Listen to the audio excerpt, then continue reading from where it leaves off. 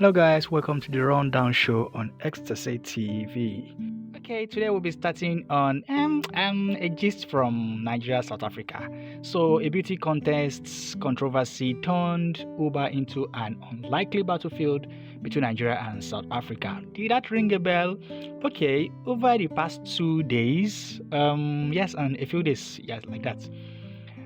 Ride-hailing app Uber and Bolt have become battlegrounds for conflict between Nigerians and South Africans over beauty pageant contests. Okay, you recall that earlier this month, model Chidinma Adesina pulled out of Miss South Africa contest following public outcry and xenophobic attack. Adesina, who was born in South Africa to Nigerian father, was targeted for reasons that may not be too far from nationality, and we understand her mother has a Mozambican roots. Okay, maybe that's their reason, sha.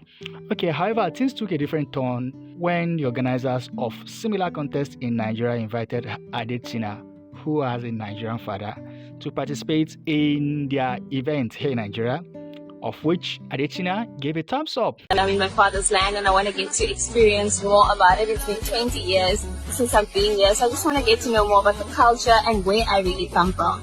So my goal is obviously to win the crown for Miss Universe Nigeria, and I do have an impact that I want to share with everybody. As a woman who has obviously faced adversity, I want to use my story to bring people together. I want us to value diversity and celebrate our differences. By that way, we can build a stronger community that benefits everybody. Of course, I will do the same if I was in her shoes. You understand that Nigeria and South Africa has perceived themselves as economic rivals. Nigeria economy bigger, South Africa economy bigger.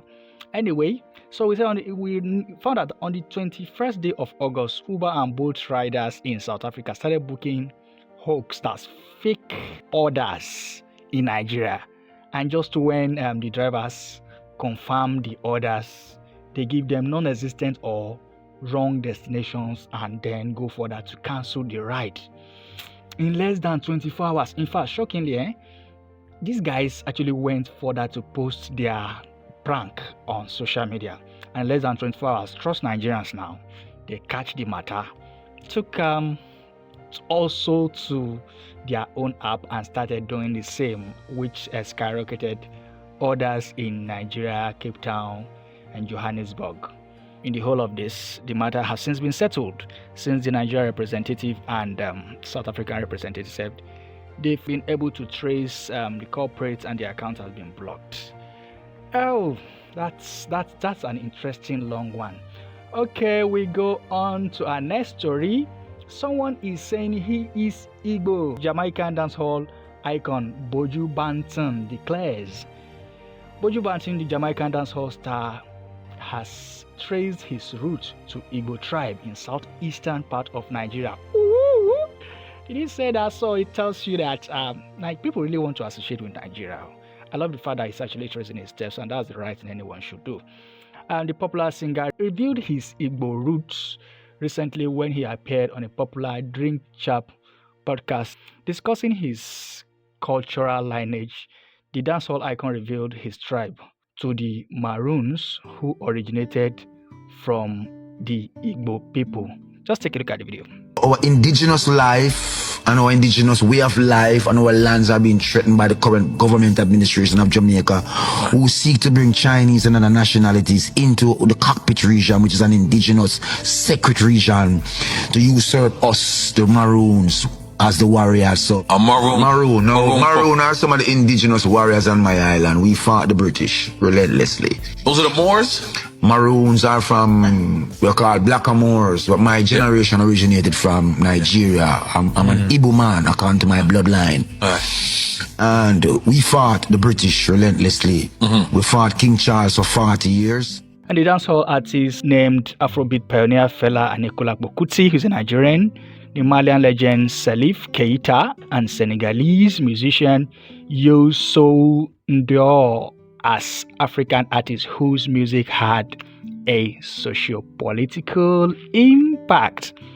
Did you just see that? So it means music is not just for the vibes, the beats, and people actually listen. It transcends generations, and Rest well, fella Nicola Kokuti and every other person who did so well, and the young folks who are doing so well in Afrobeat.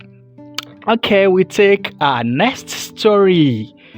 Growing up in Nigeria influenced my family and success.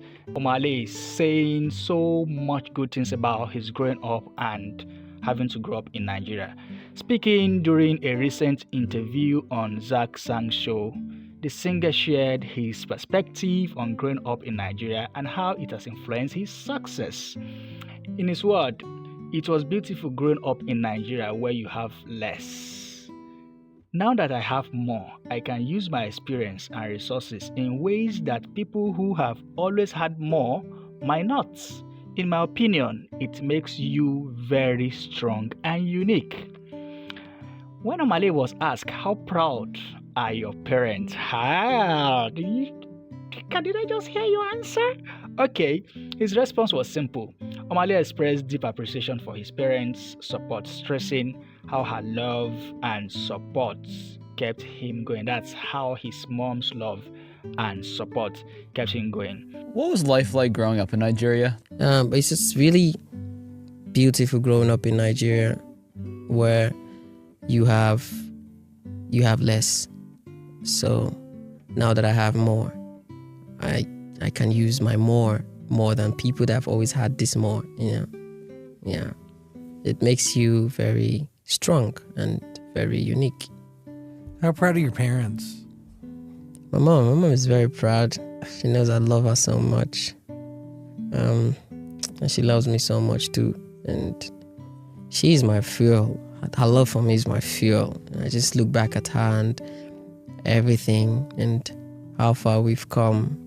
And it's just like, the energy just doesn't die. Especially like just looking at my mom in the face and like, okay, cool. We move. Yeah, she's very proud of me. She trusts me. She trusts my decision. She trusts I'm going to be a very, very awesome human being. And that just keeps me going. See, sweet words, eh? So, do you actually say such to your mama? You are playing music. You are making noise around. Leave this place. Mama, let that guy do music. The singer also opened up about his family background, where he said, my dad played the drum. Not professionally though, but he played in the dining and unofficially. Yeah, my dad played the drum, not professionally. Played the drum on what? The chairs and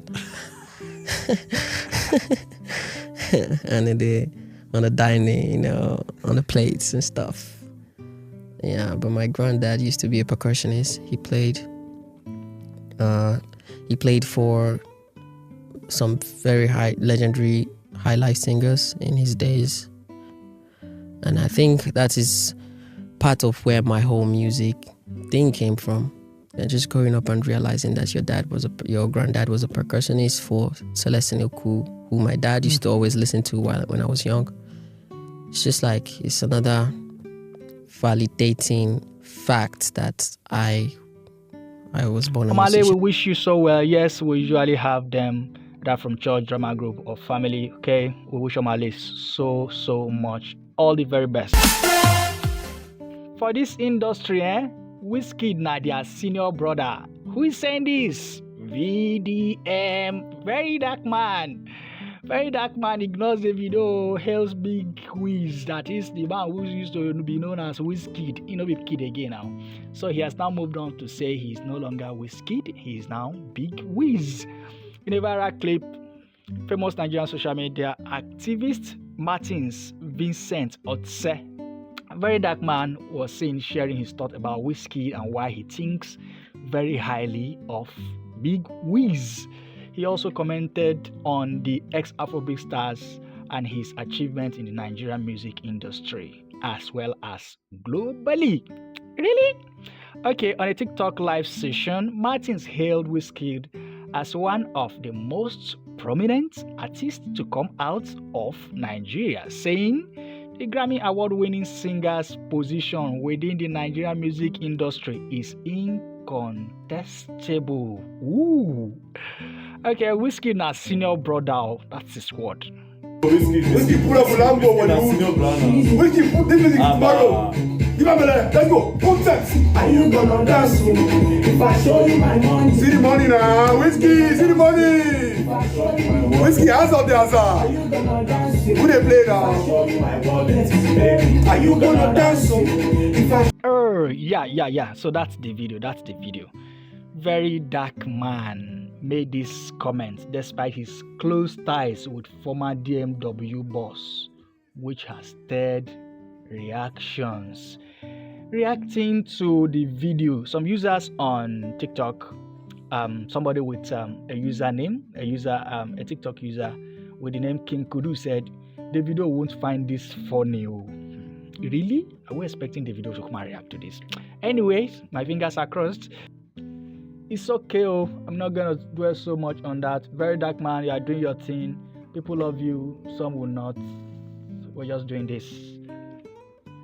So let's move to our very last story. Infidelity is not enough to let go of your man. Who is saying this? You remember those legendary Nollywood actresses, Ngozi Nwonsu? Exactly.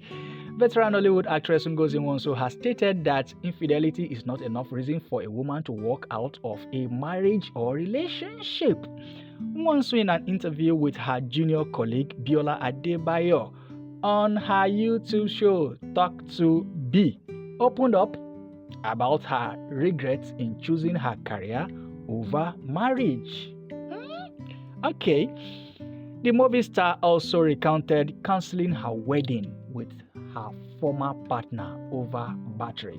So when you hear battery, that's beating. They beat her and now she cancel wedding. So let's hear more about her. According to Ngozi Nwonsu, her ex was physically assaulting her and she decided to call off their wedding 2 days before the event. Really? A lot is happening. She stated that when a man cheats, it is not enough to end the relationship, but when he is abusive, a woman should flee. A woman should leave. That's actually her words. I actually changed it for flee. So let's in her exact words, I had to choose between my profession and to marry a guy. I chose my job. He gave me an option and I chose my job. At one point, I regretted that decision. But after that, I was like, oh, wow. Thank God I chose my path. I didn't talk about it to the press. This is the first time I'm saying it. I left him because of the battery. For me, infidelity, yes, but it isn't enough for you to let go of your man.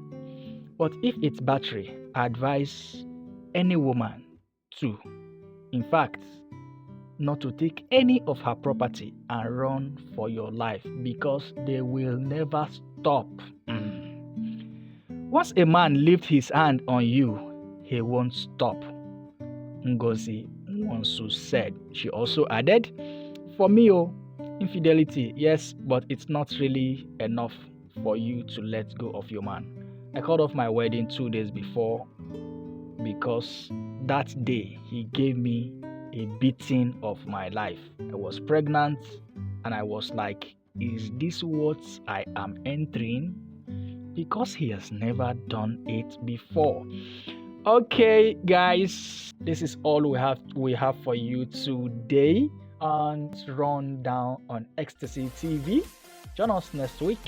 Bye bye.